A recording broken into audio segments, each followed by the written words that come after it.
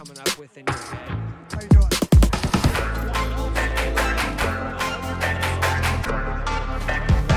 All right, let's take a look at some nice Frank Clark training footage, talk about an awesome announcement from Mahomes and his wife, and look at 3 rookies who still have not signed their contracts, and much freaking more. But first, how about those? Nicole Hardman. Juju Smith-Schuster. Marquez Valdez-Scantling. Like. How about those Chiefs? What's up, guys? My name is Cole, and I do daily news about the Chiefs and the NFL overall, so I'm going to need you to sub. If you're new, hit that like button if you think Kansas City has the greatest barbecue in the world. And let's get into this news, starting with coverage that mainstream media continues to refuse to show you all. Sky Moore can be seen holding some nice new puffy-looking shoes. Our former basketball-playing tight end, Mark Vital, can still jump way up high in the sky and put the ball through the basket. He goes from doing that in the day to studying NFL game film at night while wrapping his shins up in this weird-looking thing. Mahomes is excited for Wednesday for his upcoming golf match with Josh Allen against the old fogies Tom Brady and Aaron Rodgers. Juju is still in Paris watching the Eiffel Tower go absolute haywire, and then here's a pretty dope clip of Frank Clark putting that work in. Drive that knee through.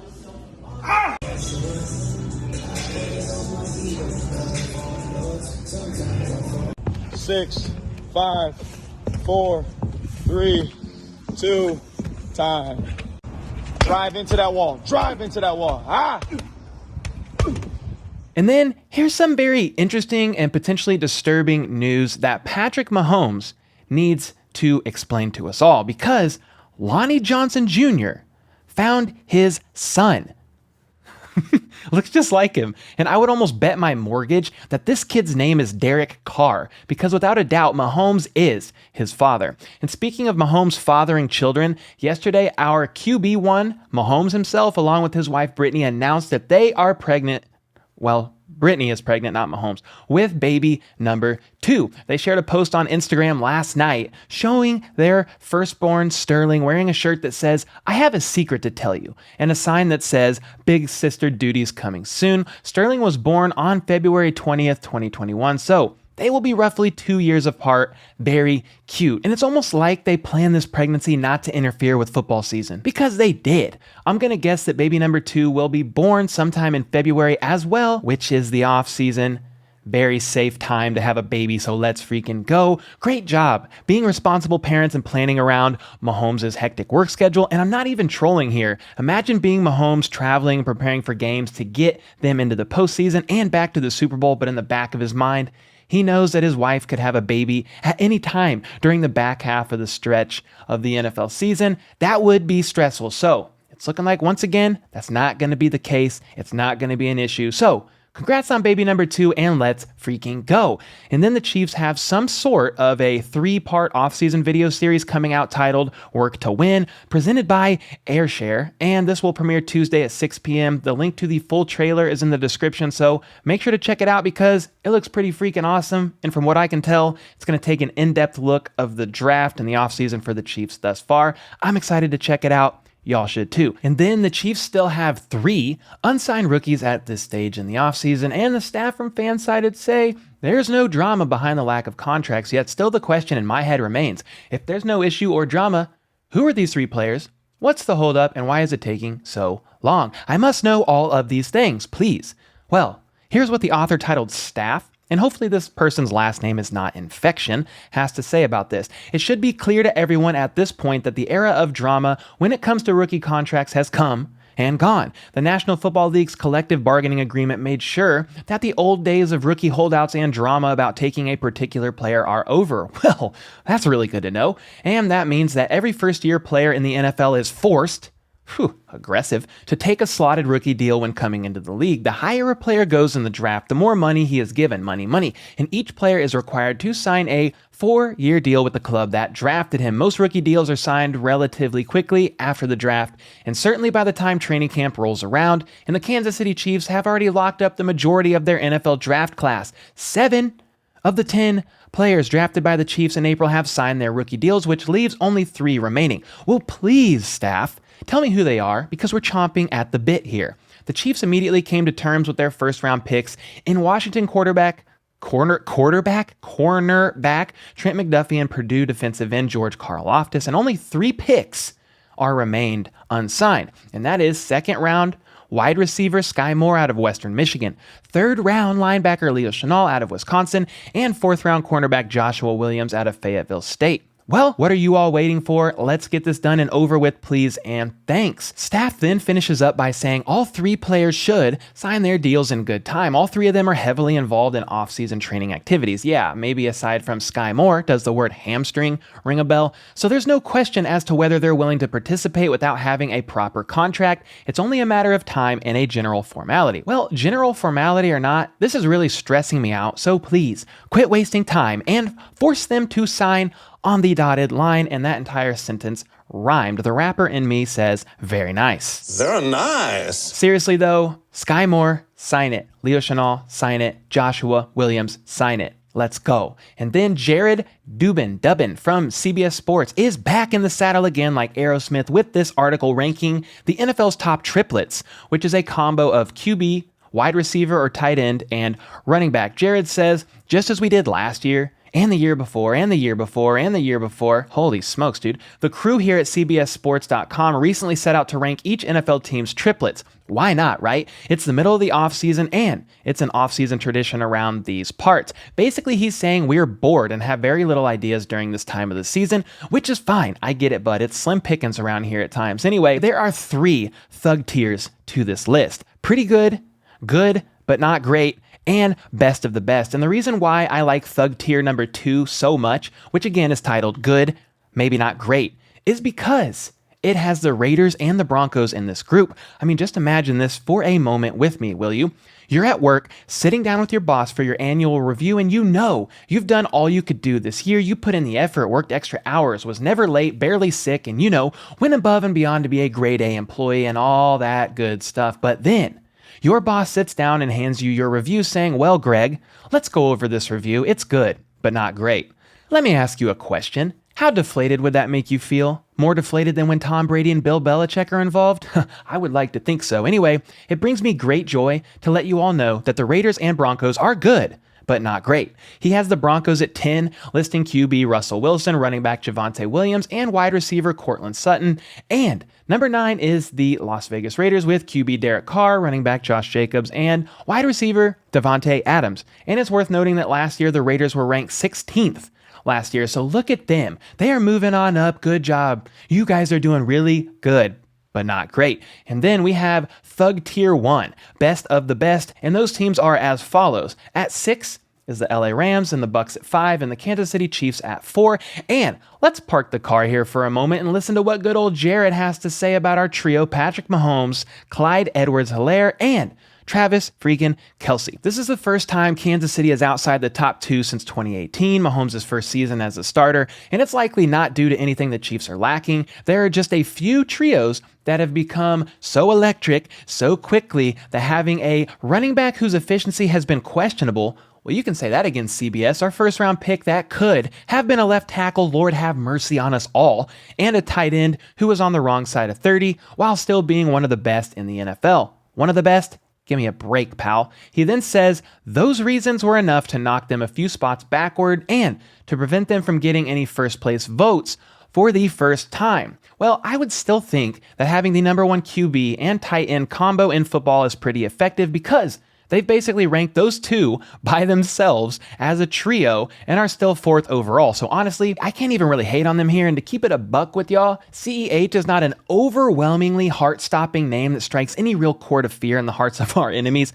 I'll tell you that right now. But even with Tyreek Hill gone, the duo of Patrick Mahomes and Travis Kelce lives on. And regardless of the man's age, that's still enough to land them in 4th in the entire NFL, so I will freaking take it because until Kelce shows any sign of regression, he's still that guy and will continue to put up numbers and demand consistent double teams. Anyway, back to this list. Jared puts the Bills at 3, Bengals at 2, and at the very peak of this list, Jared lists the LA Chargers at the number 1 spot, which includes QB Justin Herbert, running back Austin Eckler, and wide receiver Keenan Allen. And Jared, not from Subway, but from CBS, says the Burrow-Chase connection figures to be one of the NFL's best for a long time and was nearly enough to nab Cincy the top spot in our rankings. As you can see from the average rankings and the fact that both teams only receive votes between first and fourth, our panel considered these two teams the clear cream of the crop, a step above Buffalo. Herbert's remarkable first 2 seasons, Eckler's breakout as maybe the league's best pass-catching running back, and Allen's year-to-year consistency are likely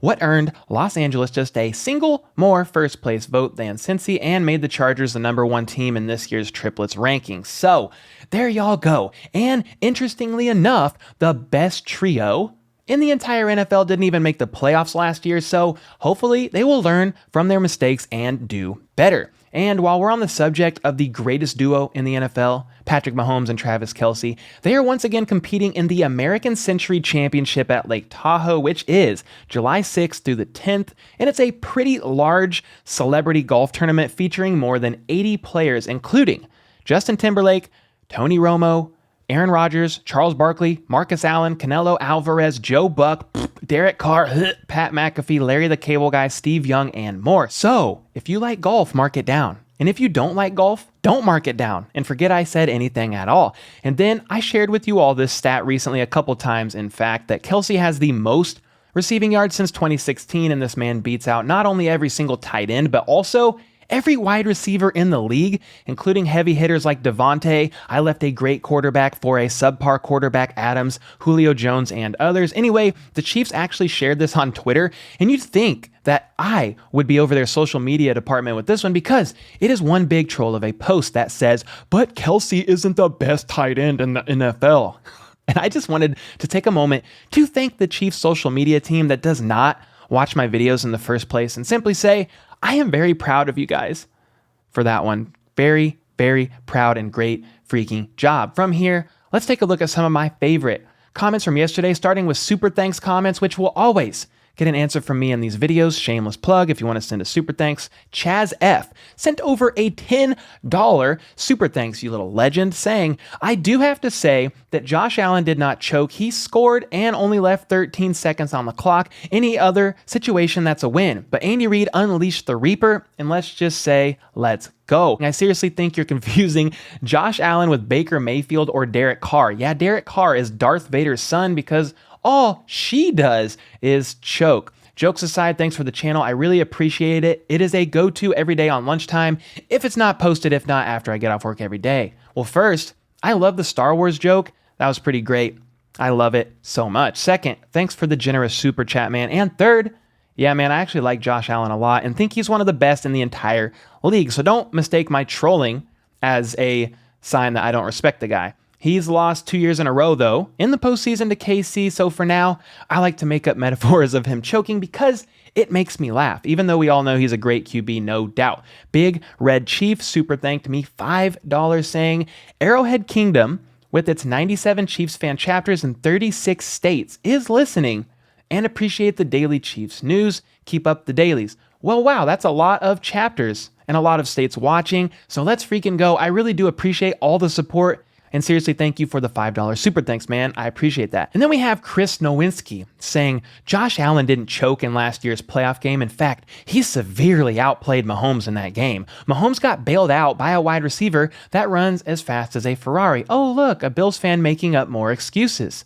Some things you just can't control. You better resort to blocking me from your channel. Otherwise, I'm gonna roast you every video you put out. First off, buddy, that was not a roast. Second, I'm shaking in my freaking boots, dude. The fact that you are going to keep coming back and leaving these scary comments has me seriously questioning whether or not I should even continue making videos now. Stuff it, you little dweeb, and know this. Every comment you make on my channel helps push my videos further into the algorithm and reach more people, which in turn earns me more money. So thank you for being a part of my success, bud. Eric V says, OMG, your quarterback threw TDs against the worst secondary in the NFL. Your defense is going to be worse than last year. To which I simply responded saying, LOL.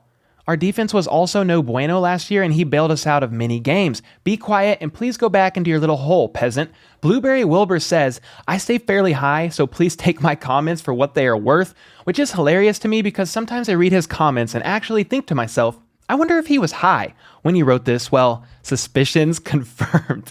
Sandman says, I know you feel it in your bones, but do you feel it in your beard? Why, yes, Sandman, I do. Lath has been watching the last 4 months, so I appreciate that a ton. Sweaty Dog says, time to watch the talking beard. Well, hey, let's go. Mancave1964 says, you created a new acronym, IMBO, which stands for In My Bearded Opinion, and I think that phrase is actually going to stick. I'm going to use it more often. And then Demon Time asks a favor with this one. So here you go, bud. Jeremiah Mileson can't guard Jay. Seriously, it's not even close. Jeremiah should actually consider an early retirement from the game and take up something less destructive on his weak little knees. Maybe something like chess or checkers. Logan Long says, I literally have stopped watching TikTok first thing in the morning while I poop. Thank you for entertaining me with talk on our Chiefs while I'm in my most vulnerable position. Well, not a problem, man. I'm here to do what I can for Chiefs Kingdom, so I'm glad I can help you out while you're dropping the Browns off at the Super Bowl that they will never make. And the top comment from yesterday was from Felipe Francisco, who says, I think we got more talent on this Chiefs roster than we have ever had. To which I say, that's a good take, actually. If the draft picks translate as expected and our offseason additions get up to speed quickly, I think we can honestly have a great and very dangerous year. Rojo, Justin Reed, MVS, Smith-Schuster, Carl Loftus, McDuffie, Leo Chenal, Darian Kennard, Sky Moore, and more. The sky is the freaking limit, so let's freaking go. Make sure to leave a comment below to potentially be featured in an upcoming video, sub for more daily news like this, and check out this video here, which is really this channel called Chief Concerns, which features former Chiefs players Jason Dunn and Eric Warfield. Definitely some nice Chiefs content here. If you have not seen it yet, check it out. And until next time, let's go. How about those Chiefs?